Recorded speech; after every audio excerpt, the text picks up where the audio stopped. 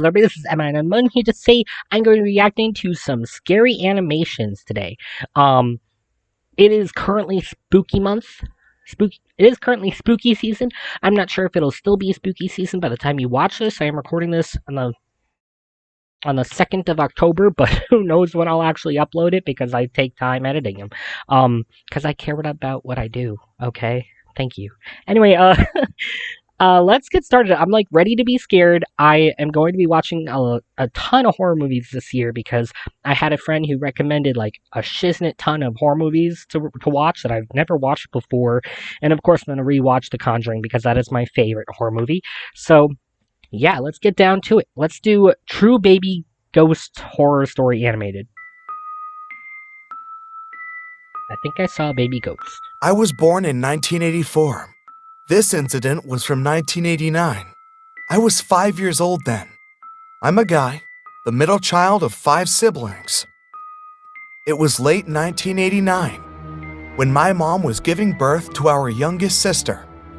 My mom was having labor, and my dad and a family friend were taking her to the hospital of our town. My eldest sister and I were left alone at home. I have no clue about ghosts and hauntings by that time. I wasn't sure how much time has passed since they left for the hospital, but I guessed it's about midnight or just before it. When my sister fell asleep, I was sitting beside her on the couch. I am sure I was wide awake and watching my elder sis sleeping. The couch was just by the window, and the window was high above the ground. There's no way anyone could climb up the wall. It was then, at that exact moment, that I saw a hand on the outside of the window pane. The hand of a baby, from the wrist upward, with the palm facing me. Maybe I was too young to get scared, or I didn't know how to react. I'm not sure. I just kept staring at the hand. At that time, I thought that the hand was of my to-be-born younger babies. I can't tell what exactly happened after that. What I'm sure of was that my parents came home the next morning with our new baby sister. I told my mom about the thing after I was 25 years old. But I've got chills when I think about that night. I wonder why I didn't get scared or horrified. Maybe I was too young, as I've said before. I don't know. I'm sure I saw what I saw. If that night was not then, but one of these nights, I'd be screaming my lungs out or froze to death. They gave a good setting, like for sure. They were like telling you how like it was too tall of it was too high up for an actual person to be able to climb up there. So it was good that they gave us that setting. I thought that was good. I didn't find it scary. I have had similar experiences in all honesty. I was once babysitting these two girls and they were talking about a dead Mickey, which meant a mouse that died. They said their dad killed him. And they were telling me how the mouse didn't like me.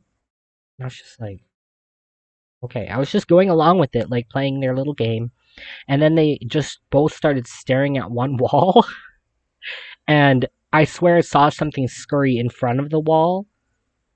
And then they're like, yeah, Mickey doesn't like you. And I was like, okay. Like, I was actually really scared. I think I was like 12 or 13 at the time. I was very young. I just started babysitting. And these two girls were very young as well. Like, much younger, obviously. I think she was 5 and her sister was 1. But, no. No. Babysitting can be scary. Kids can be scary because they see things that you can't see. Here's house sitting, which I've also done. House sitting horror stories.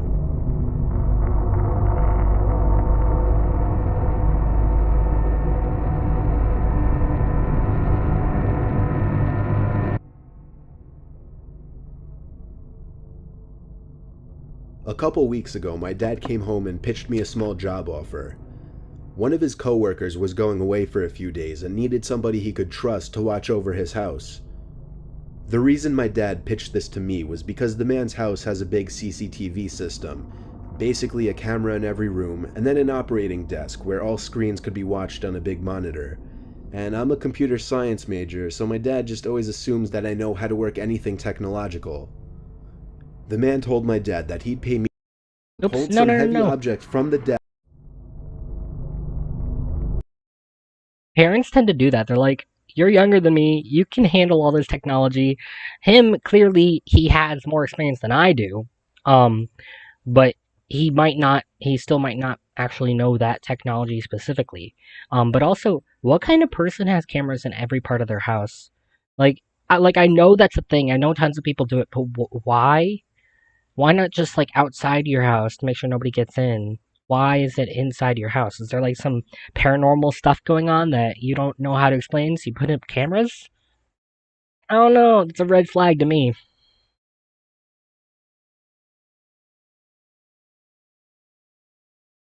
My dad pitched this to me was because the man's house has a big CCTV system, basically a camera in every room, and then an operating desk where all screens could be watched on a big monitor. And I'm a computer science major, so my dad just always assumes that I know how to work anything technological. The man told my dad that he'd pay me $200 for the 2 days just to watch the house, whatever that meant. My dad drove me to the house and introduced me to the man, whose name doesn't matter. The man made it seem like he preferred I stay in the upstairs room with the monitors as opposed to roaming the house all day. That was fine with me though. So when I wasn't eating, I was mostly just sitting in that room with the TV on in the background and doing schoolwork on my laptop. Ironically, the thing I was doing the least was keeping an eye on the monitors. Night came. I started wondering where in the house I should sleep, since surprisingly we hadn't discussed that. So I sat back down at the desk and looked at all the different rooms on the screens to see which rooms had beds or couches. I noticed something I wasn't expecting to notice though. The back screen door was open downstairs. I didn't remember it being open. I looked through each and every camera screen in a panic. In the living room, a closet door was open. This one I knew wasn't open earlier. I texted my dad to call the man and ask him if he came back home. Meanwhile, I continued watching the screen. On the grainy, dark image, a tall person who resembled only a black shadow on the screen stepped out from the closet. Okay, now I see him. I I'm pulled like, my I arms shouldn't off the get close, desk as I but covered my still. mouth with my hands in shock. As I did this, however, my left elbow pulled some heavy object from the desk onto the floor, creating a big thud. The person in the image very clearly moved their head up to the ceiling as a response to the noise. They went for the stairs, walking up very, very slowly, step by step. Meanwhile, I got a text back from my dad saying, "No, he's not. I just spoke to him half an hour ago. Why?" I got so caught up in my phone texting my dad to send help that I didn't even pay attention to the monitor. There was a knock at the door. I looked at it and then the screens. The first screen I laid my eyes on was the one showing the person outside the door to the room I was in. When I remembered that door had no lock, the only thing I could think to do was jump out the window into the bushes below. I ran halfway down the block and then stopped when my dad called me. I had him call his friend and ask him if he was expecting somebody in the house. The man said he had no relatives or friends who had his key or would ever let themselves into his home. So he called the cops and had them review the footage. I got to watch all of it, and it showed everything. From the moment the intruder broke the glass to the backyard door, to the moment I jumped out the window and him running away shortly after. The intruder was never found. The footage was just too dark to identify his face. No, bro. The worst part is that the guy's never been found. Like, A, that guy should be getting paid more than $200 for having watched that house, even though he wasn't really doing that good of a job at it because I was doing homework. But B, that's just fucking, that's spooky as fuck. If you want to see something both scary and gross, check out the Meat Canyon, the Wooden Boy, because That was scary. Like, it did give me chills, but I will not be showing that on here. No, thank you. Meat Canyon is just not for this page. Let's find something else. Thriller Teller.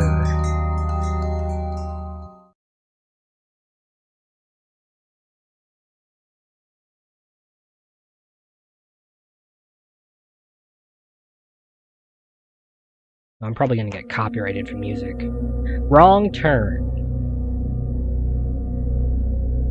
Jenna had always been adventurous, never the one to shy away from a dare or a thrill. So when her friends challenged her to drive alone on the desolate, eerie stretch of highway known as Whispering Hollow Road, she accepted without hesitation. It was a moonless night, and the only light came from the dim glow of her car's headlights. I really hate driving at night, especially when it's in a road I don't know. I don't like driving where I don't know at night.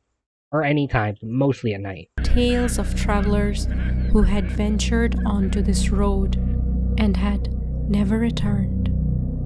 Suddenly, the radio crackled to life. It had been silent the entire journey, but now it emitted a distorted voice.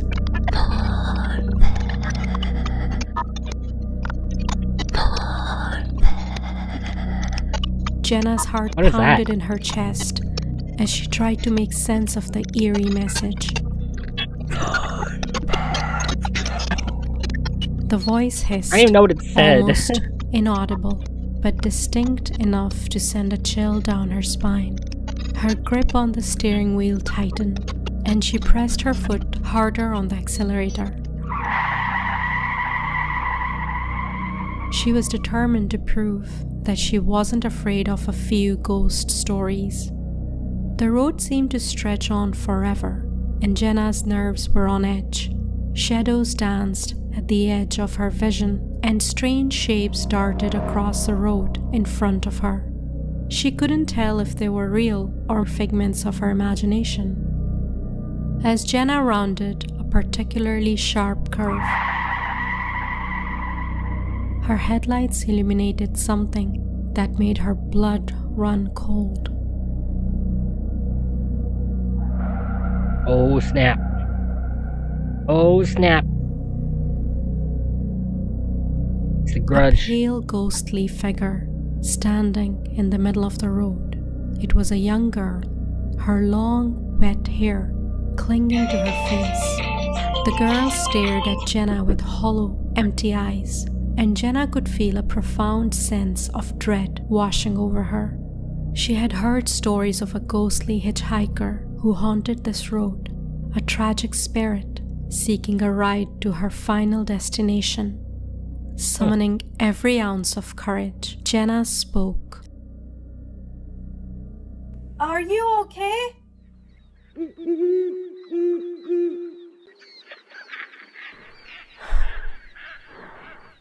You just keep driving. Chills. Chills. Just keep driving, dude. Just keep going. Jenna quickly realized that coming here was a huge mistake. Well, yeah, no She dip. wanted to get out of here as fast as possible. Suddenly, the radio started crackling again.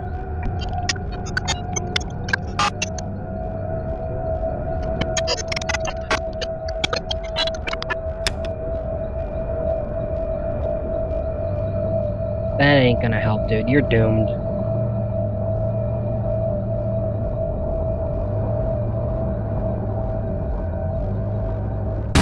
Oh my god.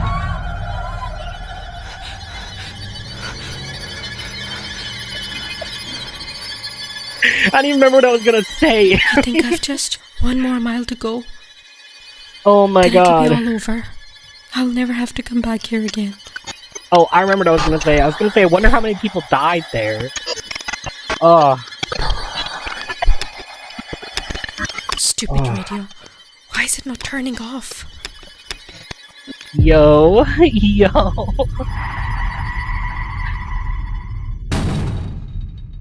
Did she die? This is how many people have died there. Like, so many people have probably died there. Now they're all gonna be hitchhiking ghosts. Oh my, Like that many literally... others who took a wrong turn and got lost on Whispering Hollow Road, Jenna sadly never returned back, and no one will ever know what happened to her. That actually really scared me. I felt my freaking lungs. I felt my stomach in my lungs, which is not how that works, but I felt it.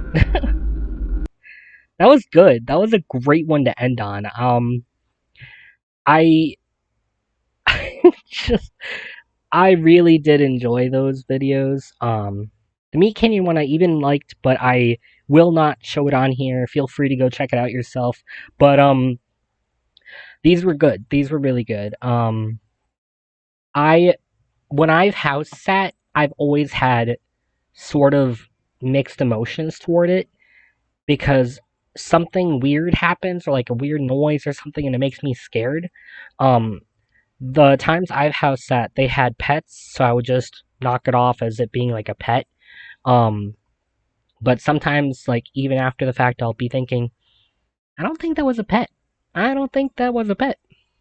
But yeah, thank you guys so much for watching. I hope this didn't scare you too much, just scared you the right amount, and I hope that you can still sleep tonight. This is me, Mo, signing off. Bye.